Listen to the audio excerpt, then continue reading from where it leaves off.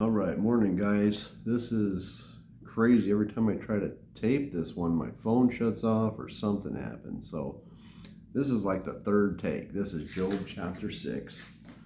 All right, let's see if we can get through this. All right. Job answered and said, "Oh, that my grief were thoroughly weighed, and my calamity laid in the balances together.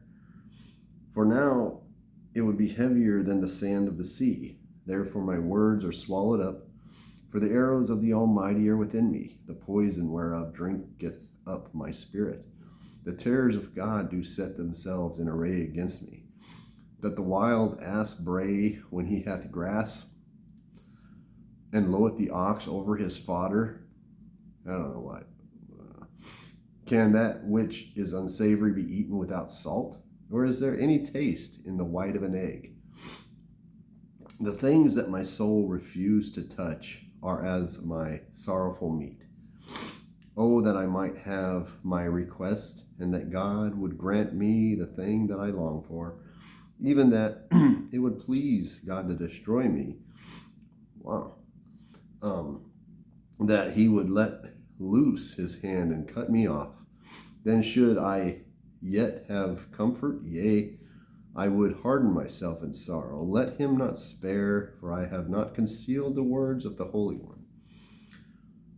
What is my strength, and I should hope, And what is mine end, that I should prolong my life? Is my strength the strength of stones? Is my flesh of brass? Is not my help in me? And is wisdom driven quite from me? To him that is afflicted, pity should be showed from his friend, but he forsaketh the fear of the Almighty. My brethren have dealt deceitfully as a brook, and as..." Oh, wait a minute. Dang, pages are like super hard to turn, man. Okay, "and stream of brooks, they pass away." Did I have that read? I'm sorry. "My brethren have dealt deceitfully as a brook, and the stream of brooks they pass away, which are blackish by reason of the ice, and wherein the snow is hid. Man, what time they wax warm, they vanish. When it is hot, they are consumed out of their place. The paths of their way are turned aside, they go to nothing and perish. The troops of Timah looked, the companies of Sheba waited for them. They were confounded because they had hoped. They came thither and were ashamed. For now ye are nothing. Ye see my casting down and are afraid. Did I say, bring unto me, or give a reward for me of your substance? Or deliver me from the enemy's hand, or redeem me from the hand of the mighty? Teach me, and I will hold my tongue, and cause me to understand wherein I have erred. How forcible are right words! But what doth your arguing reprove? Do ye imagine to reprove words, and the speeches of one that is desperate, which are as wind? Yea, ye overwhelm the fatherless, and ye dig a pit for your friend.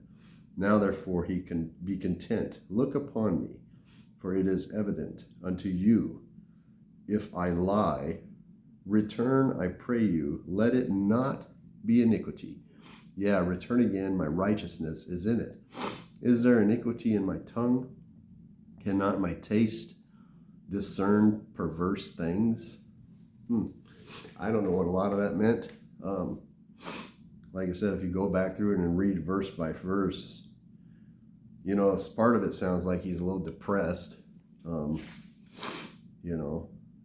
guess, that's kind of what I'm getting from part of it. He's a little depressed and stuff, especially where he says something like, even though that would please God to destroy him. Oh, my land, poor guy. Anyway, so that was chapter 6. That took me 3 times to get through that chapter. For whatever reason, my phone kept turning off. So maybe this is doing some good. All right, guys, I'm going to come back with chapter 7. Thanks again. I hope you guys are following along. I know it kind of, I guess some of these readings can kind of be boring, but maybe reading it with or listening to somebody read it maybe takes some of that boringness away from it. But all right. Thanks, guys. I'll see you in chapter 7. Bye-bye.